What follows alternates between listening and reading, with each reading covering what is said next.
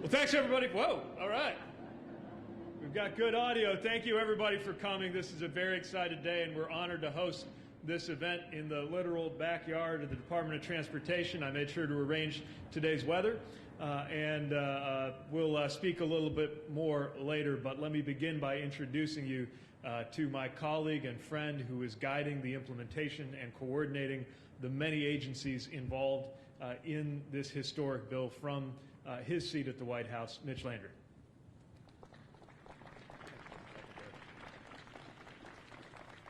Thank you, Mr. Secretary, and it's great to see all of you on this fantastic day.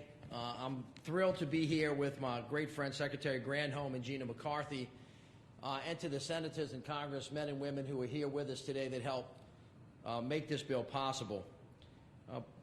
Just 90 days ago, President Biden signed the bipartisan infrastructure law on November 15th, making a once-in-a-generation investment in the nation's infrastructure and the economic competitiveness a reality. This bill is, of course, a historic opportunity to rebuild America's roads, bridges, rails, expand access to safe drinking water, ensure that every American has access to high-speed internet, and to usher in a new era of American clean energy. But it's also an opportunity to bring back American manufacturing and ensure that we employ people in good-paying union jobs, leaving no person or no community behind. In our first nearly 90 days since the law was signed, this team has hit the ground running, is getting the job done, and has gotten us to this fantastic point today. We're focused on deep engagement with state, local, and tribal territorial governments. More than $85 billion have been announced and allocated to states for roads and bridges, water system, ports, airports, and more. 25% of this bill are all new programs like the one that is being discussed here today. The EV Charger program is a perfect example of how we are building a better America, because these investments, earlier this week by President Biden, he was able to announce a major EV charging manufacturing win with a company that will build Buy America compliant EV chargers in Tennessee. It is one of the many announcements that the President made in the last few months, including Siemens, General Motors, and ABB. Under President Biden and the bipartisan manufacturing infrastructure law, domestic manufacturing in America is roaring back. The bipartisan infrastructure law included a down payment on our EV future with more than $7 billion in funding to secure an American EV supply chain from materials processing to battery manufacturing and recycling, along with $7.5 billion to build out the first ever nationwide public EV charging network. Last year, we announced the Joint Office of Energy and Transportation, which will support and accelerate deployment of the national EV charging network, including by providing technical assistance to the states as they develop their comprehensive EV charging plans. This level of coordination is unprecedented on the federal level, and Secretary Buttigieg, Secretary Granholm, and Gina McCarthy are getting it done, and they're getting it done well. Because this is how we're going to win the future. One team, one fight mission to deliver results for the American people. Now, we talk a lot about building a better America. The build, of course, is really important, but the better is important as well. And the better means using products that are made in America. The better means creating good-paying union jobs. The better means addressing equity and leaving no person or no community behind. And the better means tackling the climate crisis and advancing environmental justice, investing in clean energy sources in communities all across America, all of which will help the economy grow, lower prices, and create greater opportunities for all of us. These new EV chargers will use American parts, iron and steel. They'll be installed up and down highway corridors across the country by IBEW workers, and the benefits will ripple out thousands of miles away. There's no question about it. America can lead the world in electric vehicles. This program today is an embodiment of all of those values, building a better America for us all. I thank all of my partners, and now I am so happy to introduce the person leading the President's climate effort, his domestic climate advisor. Please help me welcome Gina McCarthy.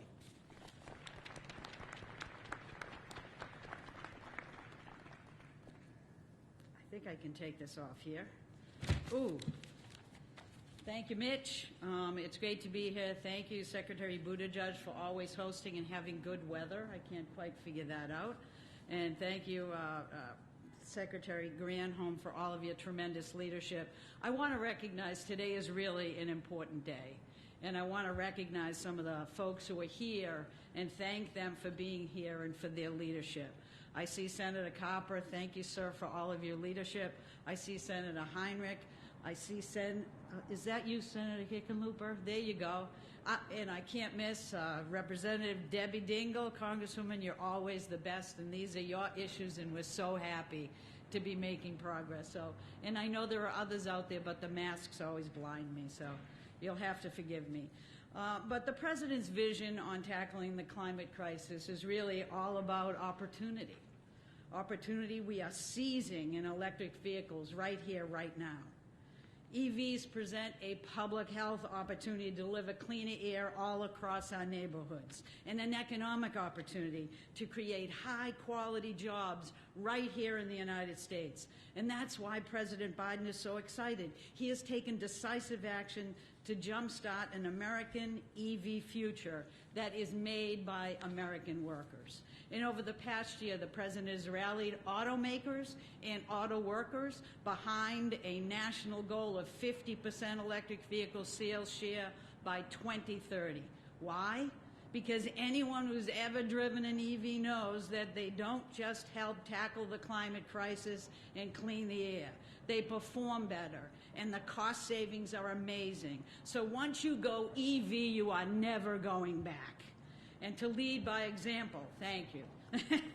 And to lead by example, the President committed his administration would go all electric by transitioning our federal fleet of more than 600,000 cars and trucks to zero emission. So by 2035, every single vehicle we buy, including trucks, will be zero emission models.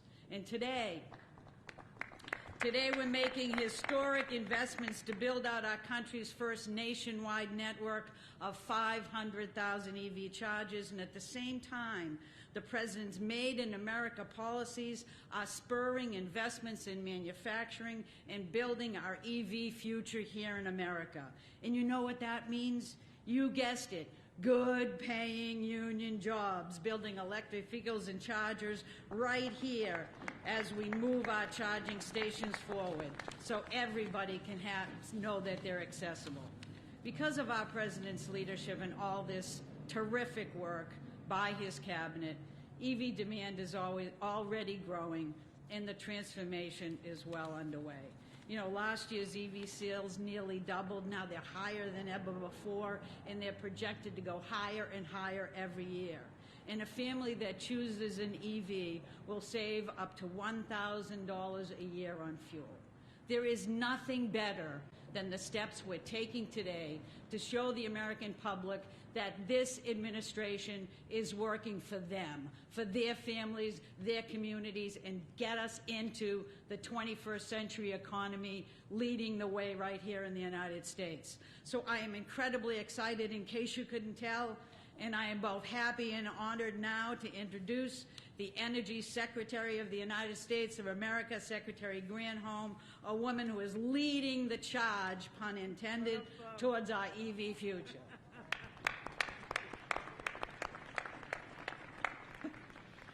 Thank you, Gina. So happy to be leading the charge with you. And I'm happy to be standing here sandwiched between our two electric vehicles. Secretary Buttigieg and I both have two of the electric vehicles that are in that 600,000 electric vehicle fleet, and more to come, obviously. So the future is electric, and this administration is moving toward it at lightning speed. So as Gina mentioned, in August, the President and the big three automakers stood side by side in the Rose Garden, I think with a number of those who are here, including Congresswoman Dingell, to be able to say that the private sector is committing that half of their fleet will be electric by 2030, which is amazing because, as Gina said, we are really moving in that direction so fast that we may even get there sooner than that. But we're not going to go electric fast enough if we don't have the ability to eliminate range anxiety for people and to be able to have them plug in wherever they live, wherever they work, wherever they want to head.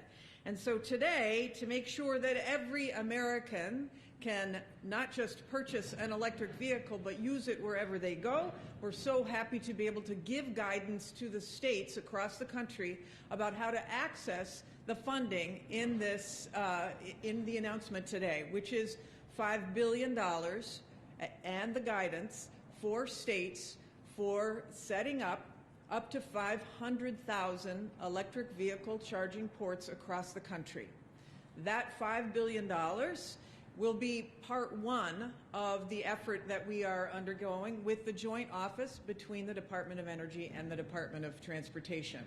This first tranche is really the spine of our transportation system. The preference will be for charging stations along highways and transportation corridors.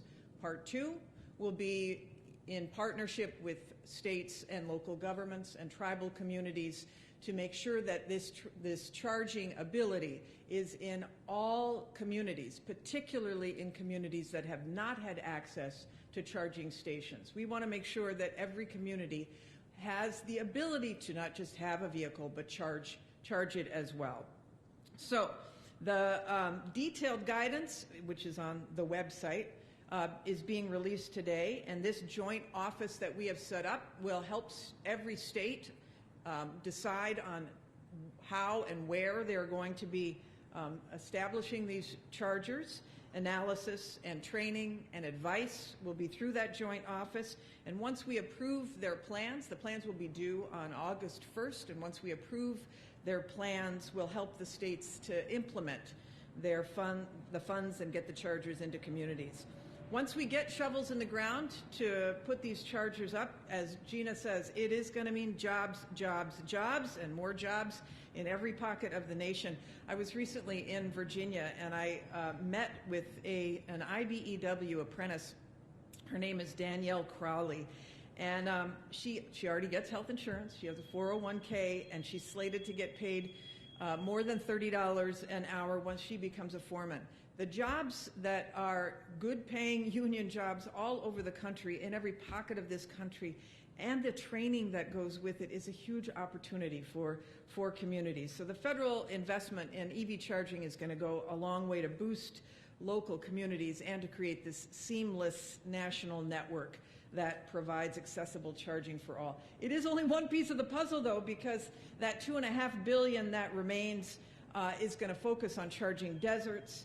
And let me just say that the opportunity here in terms of affordability is very clear, especially, and I'm so grateful that these members of Congress are here who understand the importance of bringing down costs for real people, because the next step in the president's agenda is to get that Build Back Better initiative passed, and that will reduce the cost of these vehicles off the top at the dealer up to $12,000 per vehicle. That next step is really the best answer to the inflation you're seeing, to reduce the costs for real people. Studies have shown that, for example, the Ford F-150, the new Ford pickup truck, the Lightning, is already 17% more affordable than the gas-powered pickup over the life of the vehicle. But if you add those off-the-top tax credits, it will be more affordable at this point of purchase, in addition to over the life of the vehicle. So taken together, an electric future comes into focus, and with it, good-paying jobs, good health, good communities across the nation. We are excited to get it done. I am excited also to partner with Secretary Pete Buttigieg and bring him back up right now.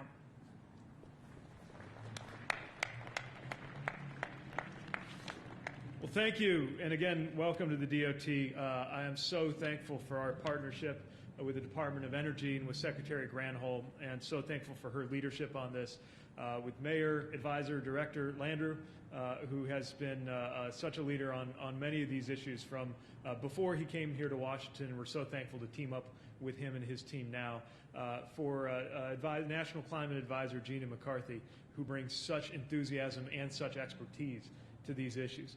And I want to thank my own colleagues, Deputy Secretary Polly Trottenberg, who is here somewhere. There she is. And the whole DOT team who've done such extraordinary work on this.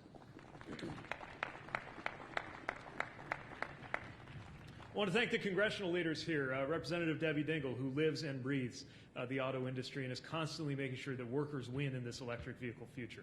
Thank you for your leadership.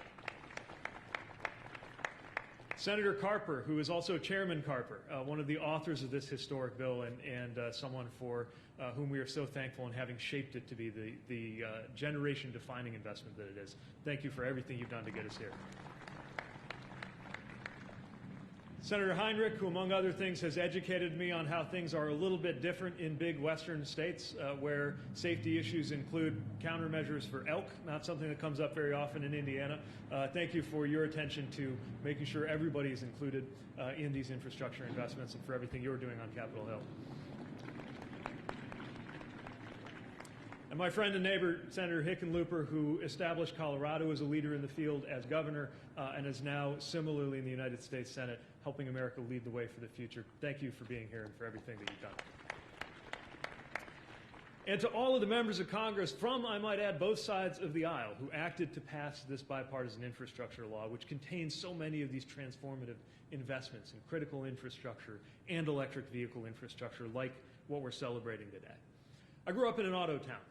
A town that emerged around the Studebaker car company and one of those moments in which the U.S. auto industry powered America into the future and helped to create an American middle class.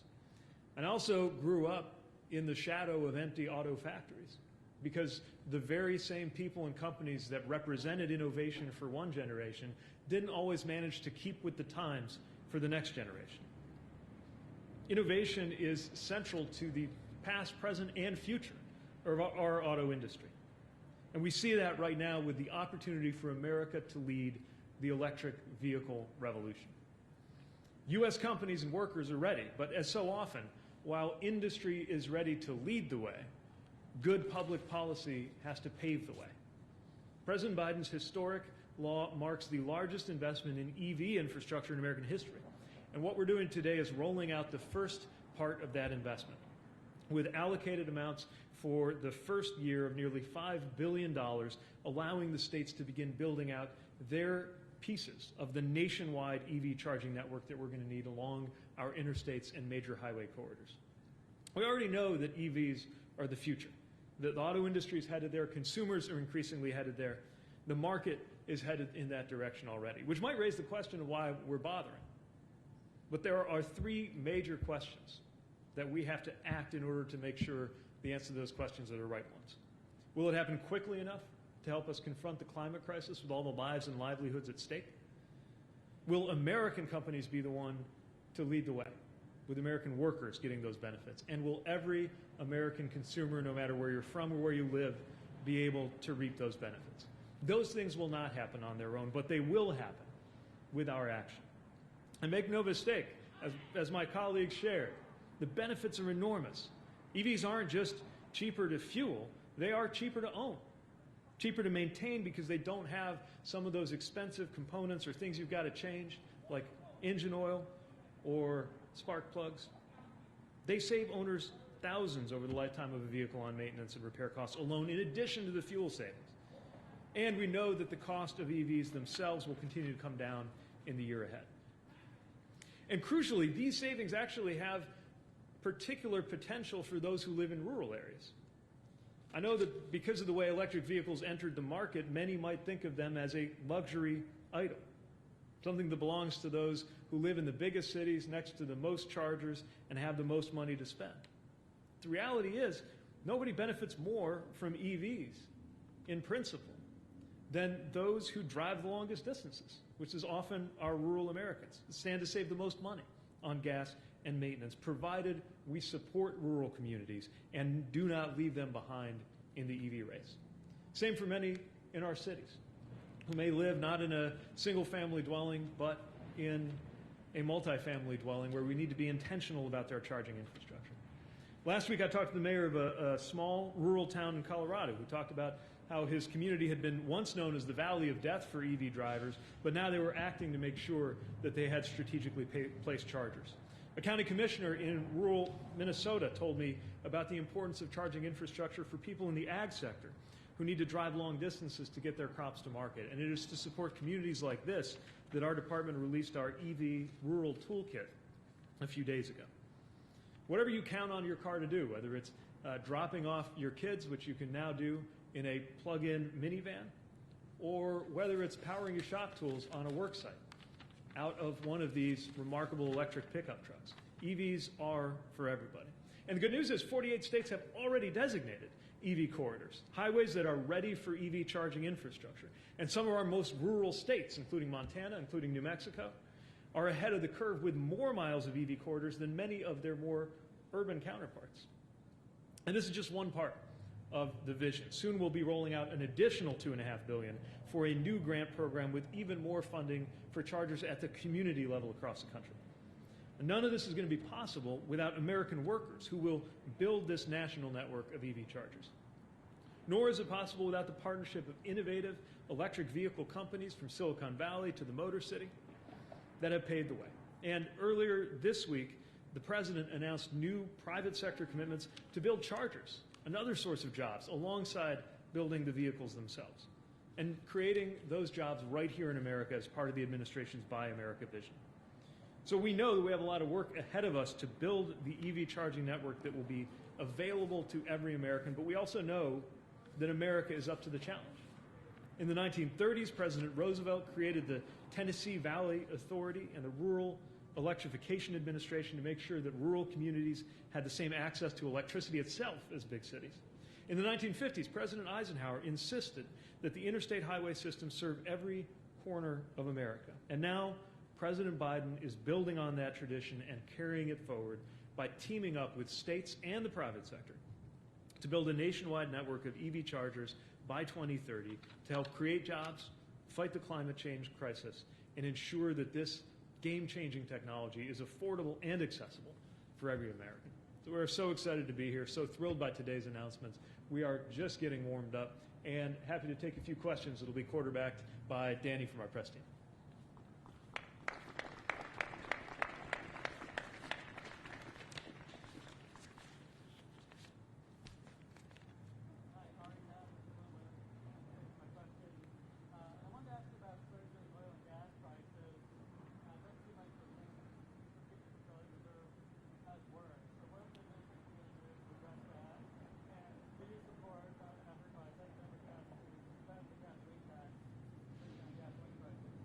So the administration has been acting aggressively in several ways, including the Strategic Petroleum Reserve, also diplomatic efforts, knowing, of course, that gas prices are a function of oil prices that are set globally, and ensuring that when and if there is any evidence of gouging or market manipulation, that's acted on aggressively. We also know, of course, that we can act to bring down prices across a family's budget, which is one of the reasons why the President has put forward measures that will reduce kitchen table costs on everything from insulin to electric vehicles and everything in between. And we continue to be hopeful of congressional action to make that a reality.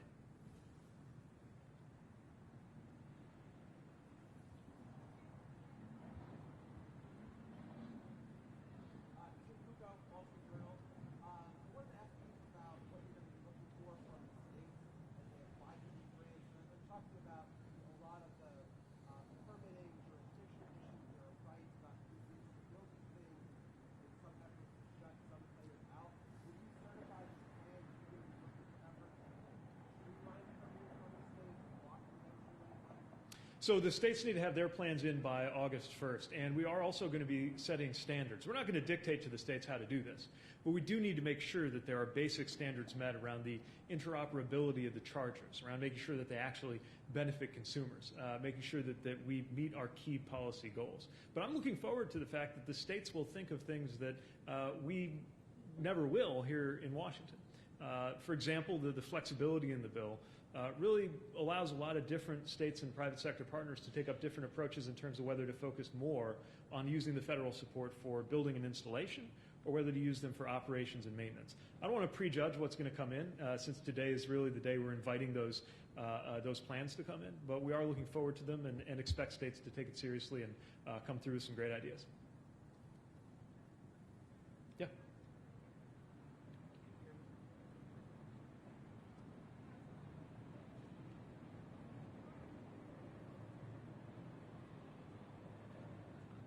The only thing I would add to the question that was just asked about standards is that in the guidance we do want to make sure, consistent with the President's goals, that 40% of the benefits of these investments flow to communities that have been disadvantaged, and that there are standards with respect to labor participation. So that too is very important. And then one other thing that Secretary Buttigieg alluded to is that the states do know best.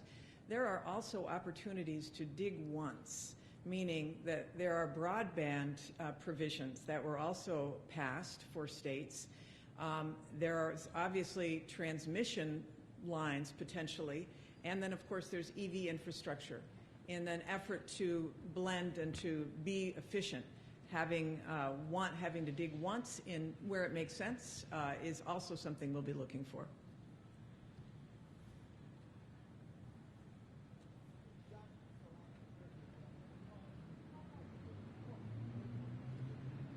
Sorry, louder.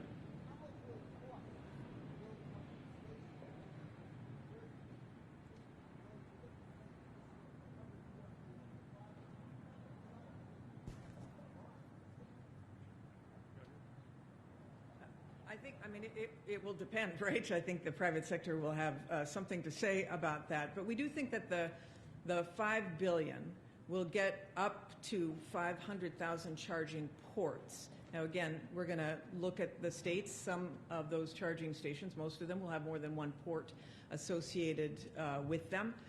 There are many states that are going to use this to leverage further investment. I mean, I know Michigan, for example, has already an electric vehicle program where they are splitting the costs, with the state granting a grant. I think it's up to maybe $8,000 if there is the private sector commitment and the unions, so it's a third, a third, a third. So those are the numbers that we're looking at.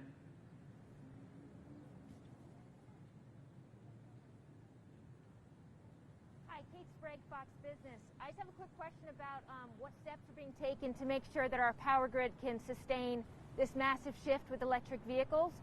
We talked to some CEOs of utility companies yesterday who said that renewable energy alone won't be enough. So with our current power grid, 1/3 of it's being dependent on coal, what steps are being taken so we don't prolong or continue this dependence? Yeah, there's no doubt that we need to continue to add both transmission capacity as well as zero carbon energy sources. That may, obviously, we're very bullish on renewable. That means we also have to add the storage to make that renewable dispatchable and reliable. But there are other sources of energy as well. Hydropower is a big one with zero carbon emissions. Nuclear has zero carbon emissions. And there's also a lot of technology to decarbonize the existing fossil fuel infrastructure. Ultimately, the President's goal is to get to 100% clean electricity by 2035. If we do that, that means essentially we've got to significantly enlarge the capacity, and that of course takes into account the additional charging that electrification will require. And that means electrifying everything, right, Senator Heinrich? So we will have to expand both the transmission grid as well as the sources of clean energy that we add to it in order to get to the President's goal.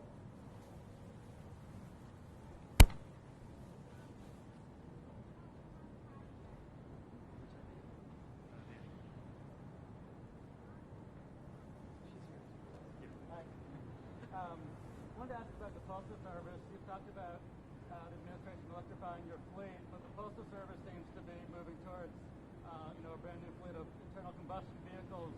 What is the administration going to do to stop that? What can they do? That sounds like me. That sounds like me because it's a hard one. The others are not. We had and we continue to have a lot of discussions with the U.S. Postal Service. We were disappointed in the contract that was issued. But we know that there is work to be done together. We also know that the first tranche of vehicles is 50,000, and there are opportunities to make decisions after that. So we'll keep working with them, and we trust people outside will as well, because we think it's very important, especially since U.S. Postal Service vehicles are often in urban areas that have air pollution challenges. So there's a lot of considerations with this, and not just that we think electric vehicles will be less expensive to operate and run. They can likely, because of the amount of vehicles they're actually ordering, order them at significantly lower cost than they might have estimated quite a while ago when they looked at this. And also that they'll look at the opportunities they have to be the best neighbors possible and deliver the mail and clean up our air quality at the same time. So these conversations will continue, and obviously we're also looking to make sure that the Build Back Better Act gets passed, because there's significant resources in that to help our federal system to make the transition to zero electric vehicle emissions. So we're looking forward to all that happening, and we'll keep talking.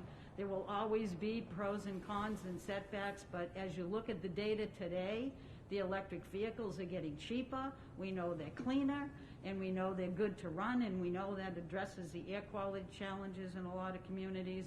And we want to make sure that all those considerations are baked in to the decisions that are made, and I know they will be in the guidance document that's being put out today. Thanks, everyone. Thank you. Continue reading.